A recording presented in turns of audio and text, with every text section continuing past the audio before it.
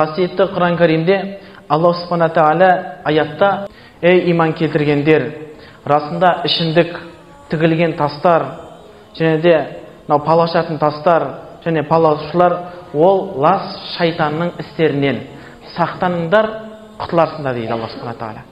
Осы жерде қарап отырсаңыздар, ол араққа, ол ішімдіктің ішіне арақ бәрі кіреді. Мас қылатын не нәрсе бар, соның барлығы осы хомырдың ішіне кіріп кетеді. Бұл жерге оның қасына отырма деп айтқан жоқ, тіпті Аллах Субхана Тағала ол жерге жақындама деп отыр. Құтыларсыңдар дейді. Міне осы аятпенен осы ішімдік, әрбір мас қылатын нәрсенің бәрі харам деп жатыр Аллах Субхана Тағала. Біз намаз оқысақ та, осы бауырларымыз, достарымыз ішімдік ішетін жерге сен бізбен жүр, жаңағыдай отыр, ішпесең де қасымызда бол деген сұрақтар. Арақтың харам болуымен қатар сол жерге де